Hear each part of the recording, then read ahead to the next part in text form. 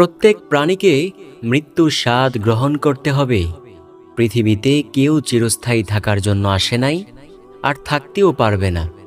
আপনি একটু আপনার চারপাশে তাকিয়ে দেখেন তো, আপনার কত স্বজন ছিল, কত আত্মীয় ছিল।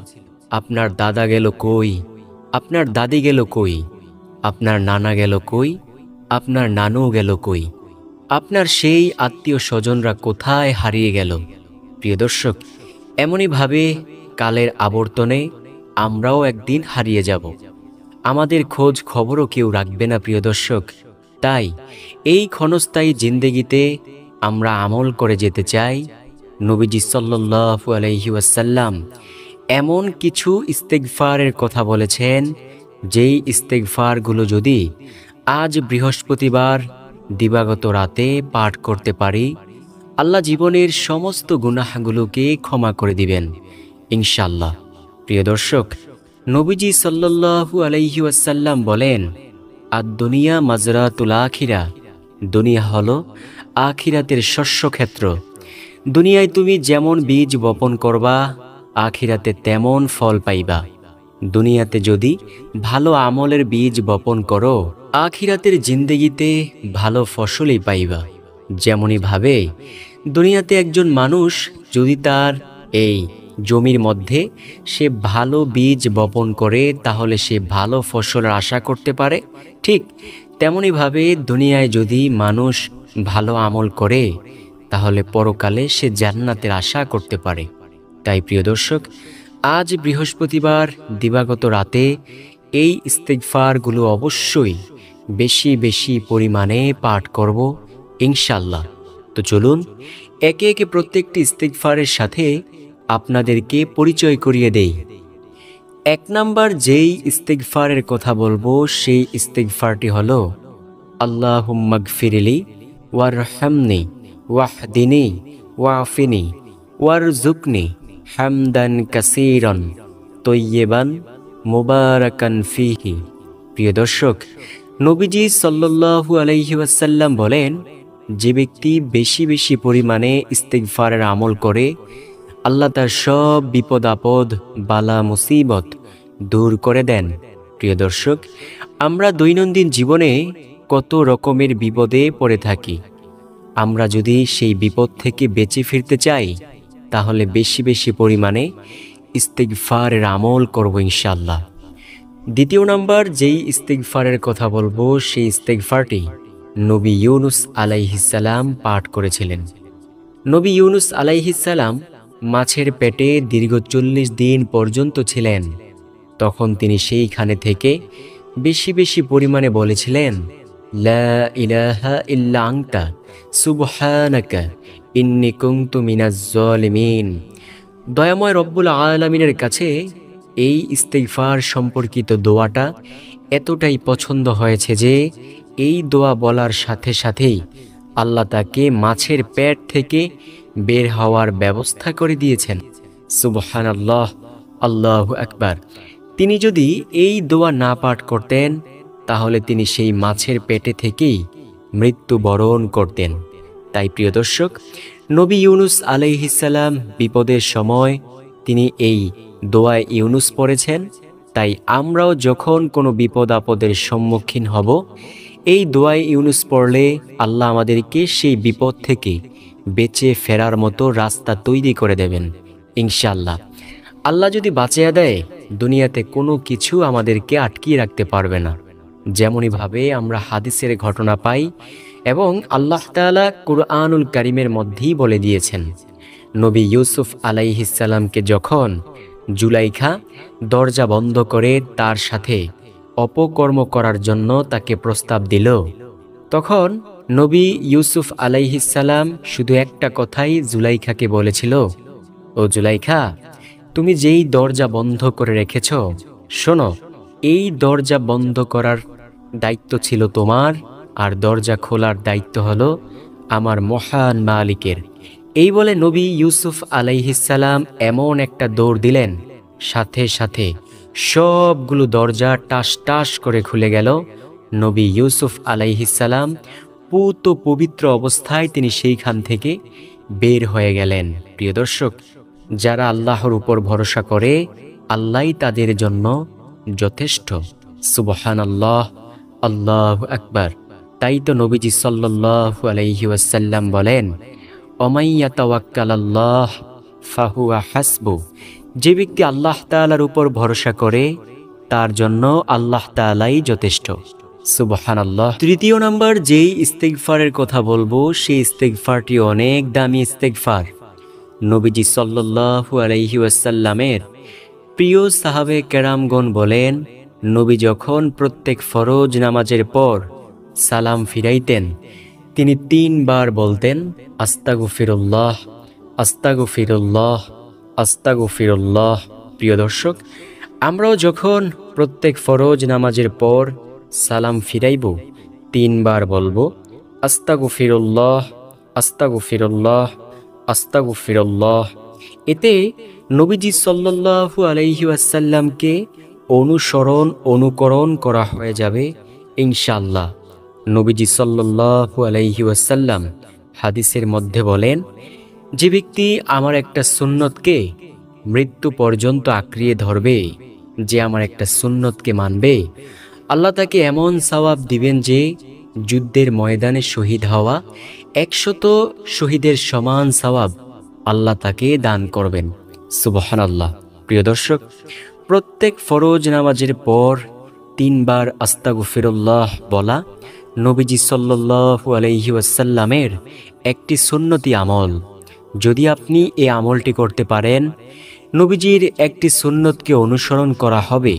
আর নবী বলেন, যে ব্যক্তি আমার একটি সুন্নতকে অনুকরণ করবে, মৃত্যু পর্যন্ত আঁকড়িয়ে ধরবে, আল্লাহ তাআলা তাকে এমন সওয়াব দান করবেন যে যুদ্ধের ময়দানে শহীদ হওয়া 100 শহীদের সমান সওয়াব আল্লাহ তার আমলনামায় দান করবেন। সুবহানাল্লাহ, আল্লাহু আকবার। তাই আমরা বেশি বেশি পরিমাণে প্রত্যেক ফরজ নামাজের পর এই ইস্তিগফার অবশ্যই পাঠ করব ইনশাআল্লাহ। দেখুন, আল্লাহ তাআলা সূরাতুন নূহ এর মধ্যে আল্লাহ তাআলা ইস্তিগফারকারীর কয়েকটি পুরস্কারের কথা ঘোষণা করেছেন। নবীজি সাল্লাল্লাহু আলাইহি ওয়াসাল্লাম বলেন, ও আমার উম্মতেরা শোনো, যে ব্যক্তি বেশি বেশি পরিমাণে ইস্তিগফারের আমল করবে, আল্লাহ তার সব বিপদ আপদ, বালা মুসিবত দূর করে দিবেন। প্রিয় দর্শক, নবীজি সাল্লাল্লাহু আলাইহি ওয়াসাল্লাম এছাড়াও বলেছেন, যদি কোনো ব্যক্তি বেশি বেশি পরিমাণে ইস্তিগফারের আমল করতে পারে, আল্লাহ তার ঋণ দূর করার ব্যবস্থা করে দিবেন। যে ব্যক্তি ঋণী অবস্থায় আছে সে বুঝে ঋণের কত জ্বালা। যার কাছে টাকা নেই, যার কাছে পয়সা নেই, সে বুঝে টাকা পয়সার কত অভাব। প্রিয় দর্শক, ঋণী অবস্থায় থাকলে বেশি বেশি পরিমাণে ইস্তিগফারের আমল করুন, আল্লাহ ঋণ দূর করার ব্যবস্থা করে দিবেন। আপনার যদি গায়বী রিজিকের প্রয়োজন হয়, আপনার রিজিকের মধ্যে বরকত আসতেছে না, আপনি যদি বেশি বেশি পরিমাণ ইস্তিগফারের আমল করেন, আপনার রিজিক আল্লাহ তাআলা বাড়িয়ে দেবেন, গায়বীভাবে রিজিক দান করবেন। এটা কিন্তু আমার কোনো বানানো কোনো কথা না, স্বয়ং নবীজি সাল্লাল্লাহু আলাইহি ওয়াসাল্লামের পবিত্র জবান মোবারকের কথা। নবীজি তার জীবদ্দশায় জীবনেও কখনো মিথ্যা কথা বলেন নাই। প্রিয় দর্শক, নবীজি এমন সত্যবাদী ছিলেন যে এই মক্কা নগরীর কাফেররা পর্যন্ত নবীজিকে সত্যবাদী বলে বিশ্বাস করত। তারা নবীজিকে আল আমিন বলে ডাকত। সুবহানাল্লাহ। এত সত্যবাদী ছিলেন মায়ার নবীজি সাল্লাল্লাহু আলাইহি ওয়াসাল্লাম। প্রিয় দর্শক, সেই সত্যবাদী নবী সেই পবিত্র জবান দিয়ে এই কথা বলেছেন। নবীজি সাল্লাল্লাহু আলাইহি ওয়াসাল্লাম বলেন, বেশি বেশি ইস্তিগফারের আমল করো, আল্লাহ তোমাদেরকে গায়বী রিজিক দিয়ে সাহায্য করবেন এবং তোমাদের গুনাহগুলো আল্লাহ তাআলা ক্ষমা করে দিবেন। শোনো, যেমনই ভাবে আল্লাহ তাআলা বহু বড় বড় পাপীকে ক্ষমা করেছেন, ঠিক তোমাদেরকেও ক্ষমা করবেন। প্রিয় দর্শক, চলুন একজন পাপিষ্ঠ ব্যক্তির একটি ঘটনা শুনে আসি। আমাদের প্রিয় নবী সাল্লাল্লাহু আলাইহি ওয়াসাল্লামের জামানায় একজন পাপিষ্ঠ ব্যক্তি ছিল। ওই ব্যক্তির নাম ছিল দাহিয়া কলবি। তৎকালীন সময়ে সেইখানের নীতি ছিল কোনো ঘরে যদি কন্যা সন্তান জন্ম হয়, সেই কন্যা সন্তানটাকে জীবিত মেরে ফেলা। প্রিয় দর্শক, ওই দাহিয়া কালবি একে একে অনেকগুলো কন্যা সন্তান জীবিত মেরেছেন।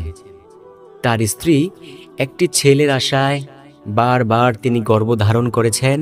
প্রত্যেকবারই তার কন্যা সন্তান হইত, আর দাহিয়া কালবি প্রত্যেকবারই সেই সন্তানগুলোকে নিজ হাতে হত্যা করেছেন। সর্বশেষবার যখন সে আবার গর্ভধারণ করল, এইবার তার স্ত্রী মনে মনে ভাবতে লাগল, আমি দাহিয়া কালবির বাড়িতে থাকব না, আমি আমার বাবার বাড়িতে চলে যাই। যদি পুত্র সন্তান হয় তাহলে আমি সাথে সাথে চলে আসব, আর যদি কন্যা সন্তান আবারও হয় তাহলে আমি তাকে সেইখানে লালন পালন করে বড় করে তারপর দাহিয়া কালবির বাড়িতে আসব, হয়তোবা তখন তার মনে একটু মায়া লাগতে পারে। এই বলে দাহিয়া কালবির স্ত্রী তার বাবার বাড়িতে চলে গেল। কয়েক মাস পরে তার সন্তান হলো, কিন্তু দেখা গেল যে আবার সেই কন্যা সন্তানই হয়েছে। তখন তার স্ত্রী মনে মনে ভাবতে লাগলো, এখন যদি আমি দাহিয়া কালবির বাড়িতে চলে যাই তাহলে সে আবার আমার কন্যা সন্তানটাকে হত্যা করবে। না, আমি আমার বাবার বাড়িতে থেকেই এই কন্যা সন্তানটাকে বড় করে নিব, তারপর তার কাছে গেলে সে হয়তোবা হত্যা করবে না, তার মায়া লেগে যাবে। এই বলে তার স্ত্রী তার সন্তানটাকে লালন পালন করতে লাগলো। দীর্ঘ কয়েক বছর পর যখন তার সন্তান কথা বলতে পারে, সকল কিছু বুঝে, তখন ওই তার স্ত্রী তার কন্যা সন্তানটাকে নিয়ে তার কাছে আসলো, অর্থাৎ দাহিয়া কালবির বাড়িতে আসলো। দাহিয়া কালবি জিজ্ঞেস করলো, ও আমার স্ত্রী, এই সন্তানটা কার? দাহিয়া কালবির স্ত্রী বলল, এই সন্তানটা আমাদের। ওই সন্তানটা, ছোট্ট মেয়েটা দাহিয়া কালবির গালের মধ্যে চুমু খাইতে লাগলো। চুমু খেয়ে খেয়ে বলতে লাগলো, বাবা তুমি কি ভালো আছো? আমি তোমার মেয়ে বাবা, তুমি আমাকে চিনতে পারতেছো না? দাহিয়া কালবি তার অন্তরের মধ্যে একটু মায়া লেগে গেল। সে বলল, আহারে, আমার ছোট্ট কন্যা সন্তানটা কত সুন্দর করে আমাকে বাবা ডাক দিল, না আমি তাকে হত্যা করব না। এই বলে সে ওই কন্যা সন্তানটাকে আর মারল না। কিছুদিন পর সমাজের মানুষ সবাই বলাবলি করতে লাগলো, দাহিয়া কালবি হলো আমাদের এই গোত্রের একজন লিডার, একজন নেতা। তিনি তো নিয়ম করেছেন যে সমাজে যদি কোনো কন্যা সন্তান জন্ম নেয় তাকে সাথে সাথে মেরে ফেলতে, কিন্তু এখন তো দেখছি সেই দাহিয়া কালবি তার কন্যা সন্তানকে মারতেছে না। এই বলে সবাই কানাঘুষা করতে লাগলো। দাহিয়া কালবির কানে যখন এই কথা আসলো, তখন তিনি মনে মনে ওয়াদা করলেন যে আমি চেয়েছিলাম এই কন্যা সন্তানটাকে না মারতে, কিন্তু সমাজের মানুষের জন্য তাকে মারতেই হবে। এইবার সে তার স্ত্রীর কাছে বলল, আমি এক জায়গায় বেড়াইতে যাব, তুমি এই কন্যা সন্তানটাকে একটু সাজিয়ে দাও। এই বলে তার স্ত্রীকে এই আবদার করলে তার স্ত্রী খুশির ছলে তার কন্যা সন্তানটাকে সাজিয়ে দিল। পথিমধ্যে যখন সে একটি বিশাল মরুভূমির মাঠের মধ্যে গেল, মরুভূমির মাঠের মধ্যে যাইয়া তখন সে একটি গর্ত খনন করতে লাগলো। মেয়েটা দেখল তার বাবা ঘামিয়ে যাচ্ছে। মেয়েটা গিয়ে বলল, বাবা আমিও কি তোমার সাথে সহযোগিতা করতে পারি? সেই মেয়েটিও গর্ত খনন করল। কিছুক্ষণ পর গর্ত যখন খনন করা শেষ হলো, সেই মেয়েটিকে দাহিয়া কালবি ধাক্কা দিয়ে সেই গর্তের মধ্যে ফেলে দিয়ে মাটি চাপা দিতে লাগল। মেয়েটি জিজ্ঞেস করলো, বাবা তুমি না আমাকে নিয়ে বেড়াইতে যাবে, তুমি কেন আবার আমাকে মাটি দিয়ে দাফন করতেছ? ও বাবা, তুমি আমাকে কেন হত্যা করতেছ? বাবা বলতেছে, তোমার কারণে সমাজের মধ্যে আমি মুখ দেখাইতে পারতেছি না, তোমরা হচ্ছে সমাজের জন্য অভিশাপ স্বরূপ। ওই মেয়েটি বলল, বাবা তোমাকে যদি সমাজের মধ্যে মুখ দেখাইতে কষ্ট হয় তাহলে আমি তোমার সাথে বলতেছি, আমি এমন এক জায়গায় চলে যাব জীবনেও আর তোমার সাথে আমার কোনো দিন দেখা হবে না। তারপরেও বাবা তুমি আমাকে মেরো না, ছেড়ে দাও। দাহিয়া কালবি সেই মেয়েটাকে আর ছাড়ল না, তাকে জীবিত দাফন করে দিল। দাহিয়া কালবি যখন বাড়িতে আসতে লাগলো, তার কানের মধ্যে শুধু তার মেয়ের চিৎকার ভাসতেছিল। সে একেবারে পাগলের মতো হয়ে গিয়েছে। দৌড়ে চলে গেল নবীজি সাল্লাল্লাহু আলাইহি ওয়াসাল্লামের দরবারে। নবীজির দরবারে গিয়ে বলল, ও নবী, ইতিপূর্বে আমি অনেকগুলো কন্যা সন্তান আমার নিজ হাতে মেরেছি। এইবারের যেই কন্যা সন্তানটাকে আমি মেরেছি তার কান্না এখনো আমার কানের মধ্যে বাজতেছে। ও নবী, আমি সহ্য করতে পারতেছি না, সমাজের মানুষের কথায় আমি তাকে হত্যা করেছি। ও নবী, আপনি আমাকে বলুন তো, আমার কি কোনো মাফ পাওয়ার কোনো রাস্তা আছে কিনা? আমাকে কি আল্লাহ ক্ষমা করবেন কিনা? আল্লাহ তাআলা সাথে সাথে কোরআনুল কারীমের আয়াত নাজিল করে দিলেন। আল্লাহ তাআলা বলেন, কুল ইয়া ইবাদিয়াল্লাযীনা আসরাফু আলা আনফুসিহিম লা তাকনাতু মির রাহমাতিল্লাহ ইন্নাল্লাহা ইয়াগফিরুয যুনুবা জামিআ ইন্নাহু হুয়াল গফুরুর রহিম। আল্লাহ তাআলা বলেন, ও আমার বান্দা, পাহাড় সমপরিমাণ গুনাহের কাজ করেছ, নৈরাশ হইও না, আমি আল্লাহর কাছে ক্ষমা চাও, তোমার সব গুনাহ আমি আল্লাহ ক্ষমা করে দিব। প্রিয় দর্শক, তখন সেই দাহিয়া কালবি তওবা করল, আল্লাহ তাআলা তাকে ক্ষমা করে দিলেন, পুত পবিত্র বানিয়ে দিলেন। তারপরেই আল্লাহ তাআলা নবীজি সাল্লাল্লাহু আলাইহি ওয়াসাল্লামকে জানিয়ে দিলেন, ও আমার বন্ধু মুহাম্মদ সাল্লাল্লাহু আলাইহি ওয়াসাল্লাম, আপনি আপনার উম্মতদেরকে জানিয়ে দিয়েন, যদি কারো ঘরে একটি কন্যা সন্তান হয় সে একটি জান্নাতের মালিক হলো, যদি দুইটি কন্যা সন্তান হয় দুইটি জান্নাতের মালিক হলো, তিনটি কন্যা সন্তান হলে তিনটি জান্নাতের মালিক হলো। এবং নবীজি সাল্লাল্লাহু আলাইহি ওয়াসাল্লাম বলেন, যেই ঘরে কন্যা সন্তান আছে ওই ঘরে কখনোই দারিদ্রতা প্রবেশ করবে না। প্রিয় দর্শক, ইসলাম নারীদের মর্যাদা বাড়িয়েছে। আজকে যেই বিধর্মীরা বলে ইসলাম নারীদের মর্যাদা কমিয়েছে, তারা একটু পূর্ববর্তী জামানার ইতিহাস গাঁঠিয়ে দেখুক যে ইসলাম যে নারীদের মর্যাদা বৃদ্ধি করে দিয়েছে। সুবহানাল্লাহ, আল্লাহু আকবার। তো আমরা অবশ্যই এই তৃতীয় নাম্বার ইস্তেগফারও বেশি বেশি পাঠ করব। চতুর্থ নাম্বার যেই ইস্তেগফারের কথা বলবো সেই ইস্তেগফারটি হলো রব্বি গিফিরলি ওয়া আতুবু আলাইয়া ইন্নাকা আনতাত তাওয়াবুর রহিম। প্রিয় দর্শক, যদি আপনি ইস্তেগফার পাঠ করেন, আল্লাহ আপনার বিপদ আপদ বালা মুসিবত দূর করে দেবেন ইনশাআল্লাহ। পঞ্চম নাম্বার যে ইস্তেগফারের কথা বলবো সেই ইস্তেগফারটিও দামি একটি ইস্তেগফার। সেই ইস্তেগফারটি আমরা কম বেশ সবাই পারি, আর সেটা হলো আল্লাহুম্মা ইন্নী যালামতু নাফসি যুলমান কাসীরা ওয়া লা ইয়াগফিরুয যুনুবা ইল্লা আনতা ফাগফিরলি মাগফিরাতাম মিন ইনদিকা ওয়ারহামনি ইন্নাকা আনতাল গফুরুর রহিম। প্রিয় দর্শক, এটা হলো দোয়ায়ে মাসুরা। আমরা সবাই নামাজের শেষ বৈঠকে এই দোয়ায়ে মাসুরা নামক ইস্তেগফার পাঠ করে থাকি। প্রিয় দর্শক, শুনলে অত্যন্ত খুশি হবেন যে আপনি যেই বাক্য দিয়ে আল্লাহর কাছে গুনাহের জন্য ক্ষমা চাইবেন সেটাই হলো একটি ইস্তেগফার সম্পর্কিত দোয়া। তো অবশ্যই দোয়ায়ে মাসুরা দ্বারা আমরা আল্লাহর কাছে গুনাহের জন্য ক্ষমা চাইব। আল্লাহ আমাদের জীবনের সমস্ত গুনাহগুলোকে ক্ষমা করে দিবেন ইনশাআল্লাহ। নবীজির একজন প্রিয় সাহাবী ছিল যার নাম ছিল আলী রাদিয়াল্লাহু তাআলা আনহু। নবীজির ওই প্রিয় সাহাবী একদিন বসেছিলেন, তার কাছে একজন লোক আসলো। আয়েশা তাকে বলল, ও আলী, আমাকে অমুক ব্যক্তি সম্পর্কে বলুন তো, যেই ব্যক্তি গুনাহের কাজও করে আবার তাওবা করে, আবার গুনাহের কাজ করে আবার সে তাওবা করে, তার কি করা উচিত? আলী রাদিয়াল্লাহু তাআলা আনহু বলেন, তার উচিত যতবার সে তাওবা ভাঙে সাথে সাথে আবার তাওবা করে ফেলা, তাহলে আল্লাহ তাকে একদিন না একদিন ক্ষমা করে দেবেন ইনশাআল্লাহ।